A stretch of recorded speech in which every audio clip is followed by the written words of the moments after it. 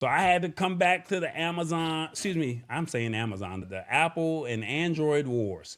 And this is kind of what brought our claim to fame. They have some new updates over here, and I just thought that it would be only fitting to have you over here on the show because Amazon, why do I keep saying Amazon? Apple. They got some stuff coming up on the pipeline, and basically they're saying that there's some new updates that are rolling out, and I want you to be a little mindful of what's going on. All right, so they're saying that iOS 18.4 they quietly rolled out an iPhone upgrade, and there's 5 features that you may have missed. You may not even known if you had an iPhone that you got a new update. But we're going to talk about those new rollouts and we're going to go from there. All right. So let me see. Let's go through some of this real quick. iOS 18.4 is dropping and they say it's a big deal with some of the stuff. So here's some of the stuff that you might have missed. They got shortcuts.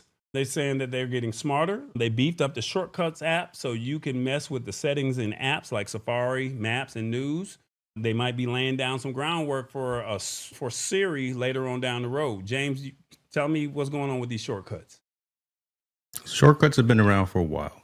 Not everyone uses shortcuts because shortcuts are a little complex to create and code. Someone like an Awesome Fun Things may possibly be using. It's definitely more for the tech savvy. My position on this is I think shortcuts are more like the Android operating environment, right? Where you can control darn near everything within your device.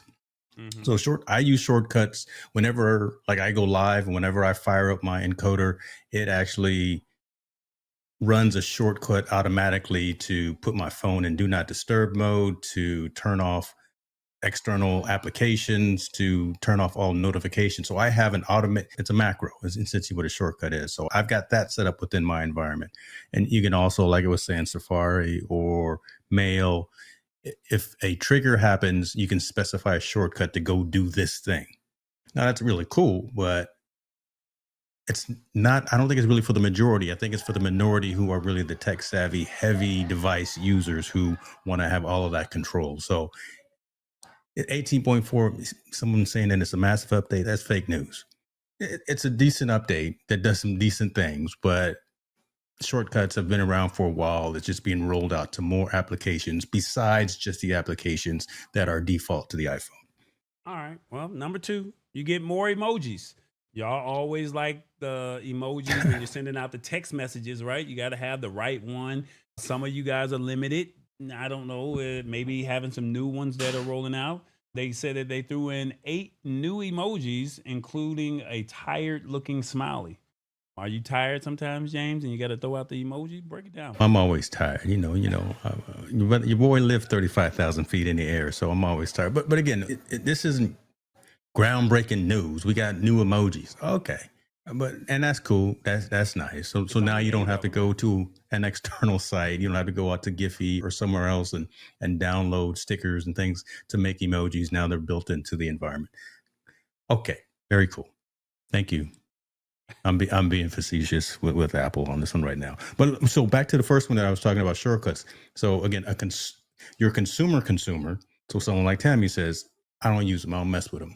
But someone like Rich Vibes, who probably has some programming with his DJ stuff, who's more of a technical user, more of a deeper technical user, he says he uses them.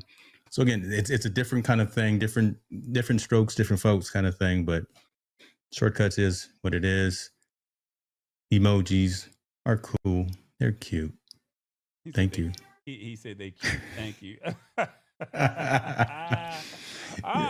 I got another joke that I wanted to say, but we're trying to keep it a family show. You gonna take the wheel. I got an old Eddie Murphy joke that I wanted to say. Say what you gotta say. It's all adults around here. When Eddie was telling the joke about Stevie Wonder taking driving, he said, "You want to impress me? Take the wheel, mama." Take the wheel. All right, go ahead. I got you. This ain't that exciting. All right. They said you can chill out with ambient music. So they added this thing called. Hey, look, I'm just the. No. This one right here is. So this one is hot. Yeah, go ahead and bring it up. This one's hot. They added a thing called ambient music in the control center. It's got a different playlist for when you're trying to chill out, sleep, focus, or just, you're in a good mood. Think background noise, but with actual music or tunes.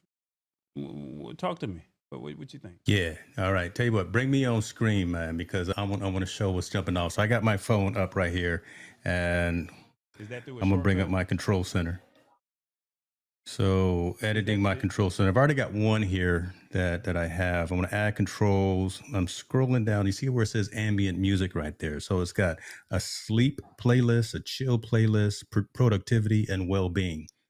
That's dope, right? So typically when we're working hard, we're in a kind of a Pomodoro or we're just focused work type of an attitude, we'll fire up Spotify, we'll fire up Apple Music or whatever the case may be. But now it's all integrated within the device in and of itself. I haven't tried it yet, but and I don't know where this playlist is coming from. I don't know if this is tied into Apple Music. I'm assuming that it's a default playlist that's assigned within Apple Music. But to have a sleep, chill, productivity, and well-being playlist for ambient music, so music down at a very low volume. We've got our phones with us all the time anyway. So just have the device set up to play that playlist. And you can set them up in your control center. This is my control center. So I've already put one in there. So if I wanted to add another one, I'll go down to, did I pass it? Scrolling too fast. Ambient music. So say I wanted to put the sleep. Boom. So now it's in my control center and I can let that play. So you gotta have a shortcut for this. Yeah, it's a shortcut, as you can see, in my control center. So here's my control center. We get to our control center by swiping down, and then I can rearrange this as well, the location of all these actions. But yeah. So that's actually cool. I do like that. So all one environment. I don't have to fire up another application. I don't have to fire up Spotify or old school Pandora. I don't have to fire up Apple Music or whatever music service that you use is built into the phone. I'll check it out tonight. I was trying to play it just now. I don't hear it. I show that it's playing. Where is it playing? It's playing somewhere. So Just I'll not in your report back ears. and let you know. All right. So number 4, they got the photo apps. It gets a little bit more organization. They're saying if you got a million pictures, this one might be good. You can now hide those recently viewed and recently shared albums if you want, and you can also filter by shared with you or not in an album to find stuff easier. They even let you sort albums by when you change them and delete them and bring them back. Bring back a bunch of photos all they want. All right, now come on, what's going on over here? Yeah, I was gonna show my photo album, but I'm probably not because we got some grown folk pictures in there. So Oh I Lord. ain't gonna show my photo album. Oh my God! Look, Yeah, I can't. so I can't even find the sound effect in time. no, you ain't got one. No, listen. So I'm looking. Yeah, we got some grown folk stuff in there, so I'm not gonna show. But when 18 came out, 18.1 came out, Apple messed up the photo app. They really, and all my Apple heads out there talk to me if you agree with me or not. So they're trying to get back to more of a logical distribution of how your photos look. So by album, by time frame, year, month, all let's see here, recent days, by people, pin collections, and shared and memories. And the memories part is pretty cool, where you can create memory albums by trips, vacations, locations, and things of that. Nothing new. A lot of other platforms have already done this. Android does this incredibly well. And here, coming again from the 11-year-old Apple employee, this is just good stuff. Again, the fact that Apple is finally catching up to being being more flexible with how you can actually see your own data, because they did mess it up, the photo app in 18.1, and now they're slowly starting to get back to having a functional piece. Just like Apple Maps. I don't know so you may not know, but all of my Apple heads know too. Apple Maps, they broke Apple Maps. And we were up in arms. We were moving over to Waze. We were moving over to Google Maps because they tow it up.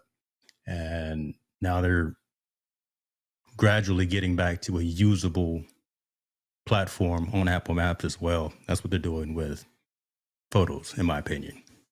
All right. This reorganization, reshuffling, rejiggering it the way it looks, it's good. It's better than it was in 18.3. I'm in 18.5, so I don't know what happened. I forgot what the difference was between 18.4 and now this developer's version of 18.5. But when it all rolls out, everyone will be happy. Everyone will be happy. Stay updated. I will just say that. Don't mess around and skip an update. When your phone says it needs to do an update, do the update so you can get all of the feature functionality and security updates as well. Okay. And And a long answer. I'm sorry. our last one here. Y'all got something similar to what we have with Google Lens. You have something called visual intelligence. Yeah. And they're saying that is similar to Google Lens, where you can point your camera at something and learn more about it. Yeah. It's only on the newest iPhones, but now the iPhone 15 Pro and Pro Max gets it as well. And you can get it through the control center or even set it up as an action button if your phone's got one. What's so special about this? I mean, I know what Google Lens is, but talk to me about that.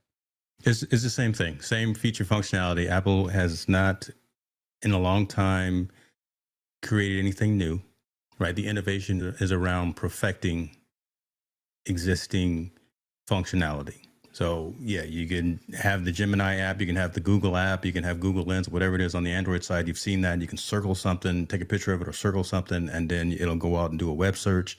We now have that as well. On the iOS side, we can either install a Google Lens app or it's now built in and integrated to the phone as well. Take a picture of it. The newer phones have that action button. So you can actually specify, it's like a shortcut button that's physically on the device where you can specify it to do certain tasks. And we can specify that action button to do those kinds of things. It's coming to par.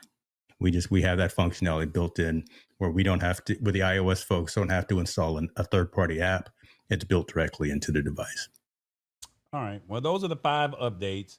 Visual intelligence, photo apps, get a little bit more organization, ambient music, more emojis, and you get shortcuts that James said is not no real news. To the audience, if you have an iPhone or you want to chime in, let me know. Do you like the Apple iOS updates on your phone? Let me know. 1, I'm updating my phone now. 2, I need to see a video on how all of this works. 3, I'm not updating my phone unless I have to. 4, they need to do a better job of informing me. Or 5, this is nothing major, but decent features. 1 through 5, let me know in the comments. Do you like the Apple iOS update? James, it's a lot to unpack. Your question number 4 is interesting because you got to be realistic though. Apple has never provided a manual. It's you get the phone, you get the iPad, you get the Mac, you get whatever, and it's hut and peck to figure it out how to use it. There's pros and cons to that. There's beauty in the discovery, but we will never get something that says this is how to use these particular features and functionality pieces unless a creator goes out and makes a video, like one of your requests was as well, right? Unless we go out there and make a video, this is how to use ambient music. This is how to use and look at the new Photos application and how it's reorganized. This is how to use shortcuts. There's a lot of YouTube channels by real data geeks that are using shortcuts. So if you really want to learn how to do that and code and develop your own shortcuts, just go out on YouTube and search for Apple iOS shortcuts and you'll find a plethora of that. But I just wanted to make that statement about your number 4. There will never be, this is when you get your iPhone, this is how to use it. It's the Lab Tech Show. Join us Wednesdays at 8 p.m. Eastern at thelabtechshow.com. Embrace it or get left behind. Alrighty then.